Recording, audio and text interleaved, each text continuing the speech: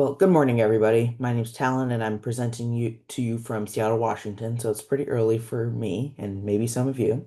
I'd first like to thank my mentor, Brian, who's guided me through this process of researching Supreme Court law and navigating the complexities of constitutional law.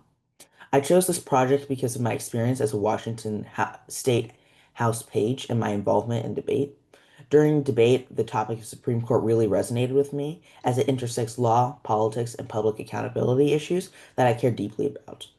Exploring this subject allowed me to combine my academic interests with real-world civic engagement.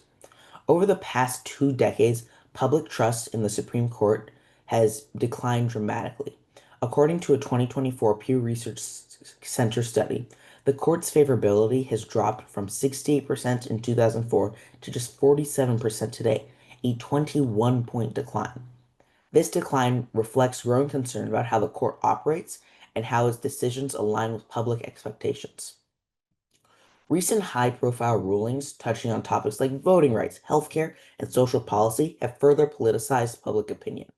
And at the same time, justices are serving longer than ever, some for multiple decades, under a 200-plus-year-old system designed for a very different political context. These factors have prompted a series of conversations about reform. And one of the most compelling proposals is the introduction of term limits for Supreme Court justices. Today, I'll argue that implementing 18-year terms will preserve judicial independence while also restoring accountability, predictability, and public trust in the judiciary. Let's first begin by understanding why life tenure was established in the first place.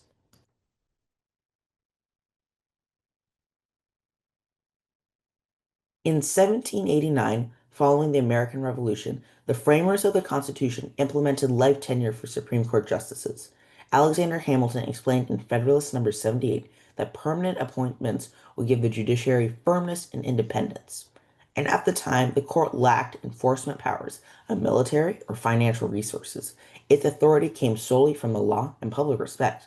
Life tenure was designed to protect justices from political pressures, allowing them to make impartial decisions without fear of retaliation from Congress or the president.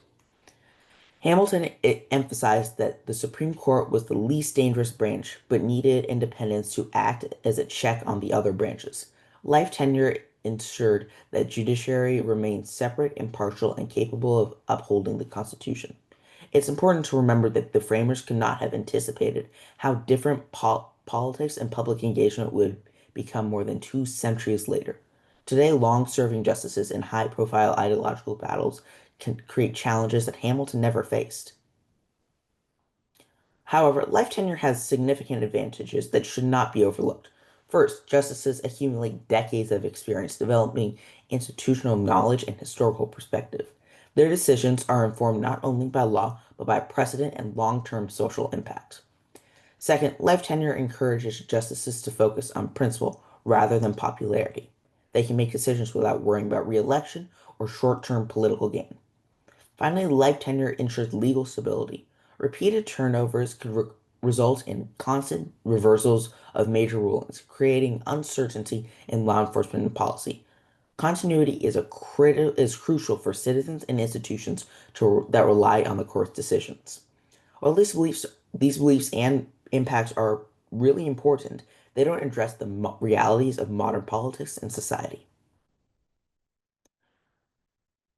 Like life tenure introduces other serious challenges today that were not introduced back when the Constitution was ratified. First, justices can serve into their 80s or 90s beyond their peak cognitive and physical abilities. This raises concerns about decision-making capacity and the court's effectiveness. Second, unpredictable retirements create political imbalance. A single retirement can dramatically shift the court's ideological balance, and strategic timing is often used to maximize political influence. Third, life tenure can erode public trust. Strategic retirements or highly politicized appointments make the court appear partisan. In a 2021 Marquette Law poll, found a sharp partisan differences in trust towards the court, with overall approval declining. In short, while life tenure was once a safeguard of independence, it now contributes to unpredictability, polarization, and diminished public confidence. Term limits offer a solution that balances independence with accountability. An 18-year term gives justices enough time to gain experience, shape legal doctrine, and contribute meaningfully to the court. At the same time, it ensures regular, predictable turnover, removing the uncertainty of strategic retirements. Single term limits, increase accountability while preserving independences. Justices can still take principal positions without fear of short-term political consequences, but the public and elected branches know when a new appointment will occur. This reform addresses the key drawbacks of life tenure. It reduces political manipula- manipulation, aligns the court with contemporary society, and ensures justices serve during their peak mental years. Term limits modernize the system while retaining the benefits that Hamilton envisioned. The United States is unusual in granting lifetime appointments. Most democracies impose judicial term limits out of around 12 years. For example, Germany limits justices to 12 years, and Korea allows 6-year renewable terms. These systems preserve independence while ensuring regular turnover. An 18-year term in the United States would align the court with global norms and would enjoy stronger support among scholars and policymakers who cite predictability, fairness, and public trust as key benefits. Any reform of the Supreme Court requires broad public support because it would involve a constitutional amendment. Fortunately, Americans increasingly support term limits. Polls show that a majority favor limiting Supreme Court term limits, particularly when framed as a measure to ensure fairness, accountability, rather than partisanship. Successful public campaigns should educate citizens about the benefits, predictable turnover, retention of experience, and preservation of independence, emphasizing that term limits are a structural improvement, not a political attack to increase the support. Historical examples like the passage of the 19th and the 20th Amendments show that sustained civic engagement and public advocacy can lead to constitutional reform. This is exactly the type of strategic public support that would be necessary today. History provides a roadmap for change. Like I said, the 19th Amendment, which granted the right to vote, and the 20th Amendment, which reformed presidential and congressional term limits, both faced initial resistance. Citizens protested, organized campaigns, and engaged lawmakers. But over time, public opinion shifted, and constitutional change became possible. Term limits for the Supreme Court could follow a similar path. Strategic advocacy, clear messaging, and broad mobilization are key ingredients for success, especially since the two other branches of United States government also have term limits. The precedent has been set in the executive and legislative branches. Now it's time to add it to the judicial branch. The current political climate presents a unique opportunity for reform. High-profile, controversial cases have heightened public attention and engagement with the Supreme Court. Compared to 5 or 10 years ago, Americans are more aware, more opinionated, and more willing to demand accountability. Delay in reform risks further polarization and erosion of trust, while now public momentum exists to advocate for predictable, fair, and modernized terms. With the court in the national spotlight, citizens, lawmakers, and advocacy groups have an opening to push for meaningful change. In conclusion, life tenure historically safeguarded independence, but now contributes to unpredictability, political imbalance, and declining public trust. Implementing 18-year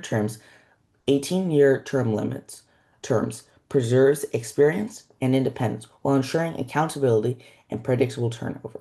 Reform is not only possible, it is necessary to strengthen the court for future generations. By modernizing a 200-year-old system, we can protect the Constitution, enhance public trust, and ensure that the judiciary continues to serve all Americans effectively. I want to thank you all for listening, and now I'd like to open up the floor for any questions or discussion about this very important topic.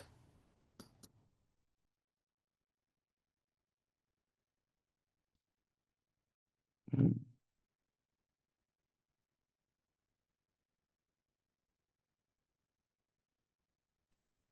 Thank you, Talin, for that great presentation. Can you hear me? I can hear you, I just can't see you.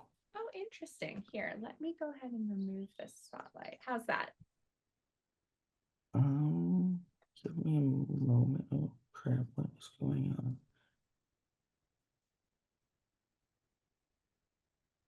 It's weird. I cannot see you. It just disappeared from my end. Hmm. Well, it's okay if you can't see me. Hopefully you can hear me and then you can answer this question because some questions have Sure. come in. So you had talked about the need for reform.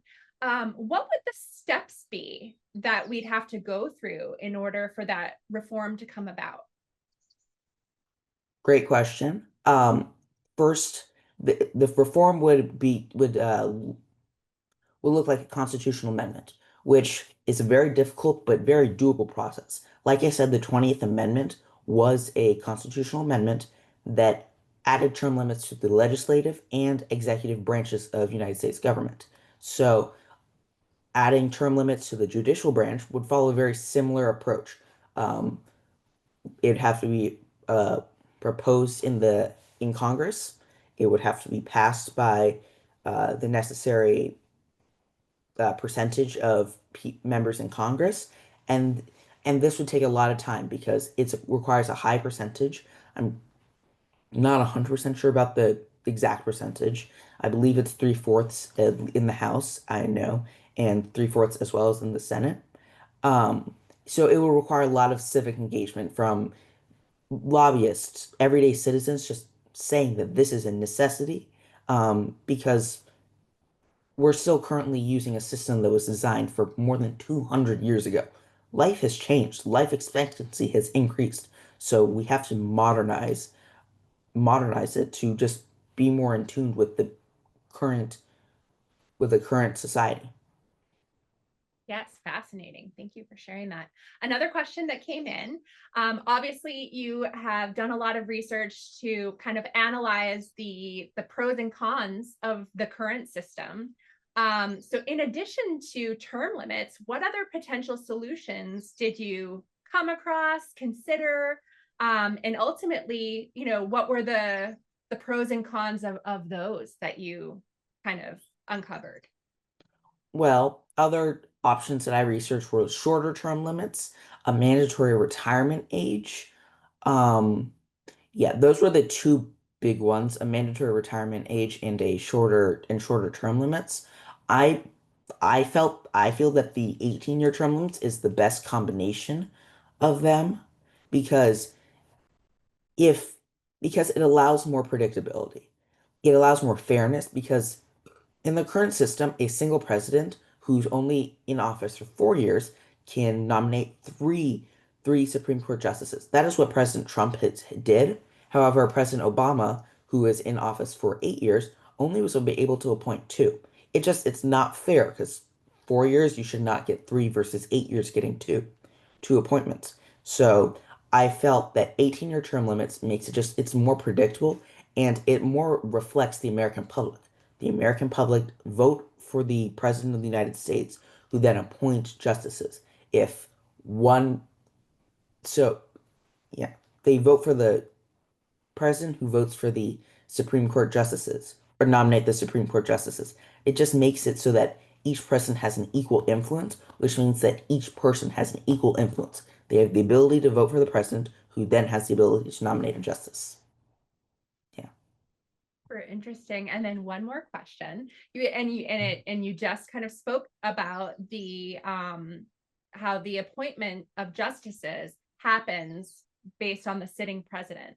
Are there other potential alternative nomination and appointment processes that you came across in your research? I did, yes. There was, in my research, I found some scholars who suggested that it should be direct representation. By that, it means that the people vote and choose who the Supreme Court justices are. I found that I found that that was not the best solution just because then it requires the justices to like campaign and make promises and just like say things that they may not agree with and may not be in be interpreting the Constitution. But it means that they have to engage with the public and suck up to what the public wants, which is I don't think is ideal when interpreting the Constitution. that interpreting the Constitution affects everybody in the United States, at least in some way. So if they have to be sucking up and campaigning and making promises to people, then it just becomes a little bit more less legit. Absolutely. It sounds like you uncovered so many moving parts, so many possibilities. It's no wonder that it's still up in the air. So, thank you so Yeah. much for shedding light on this for us.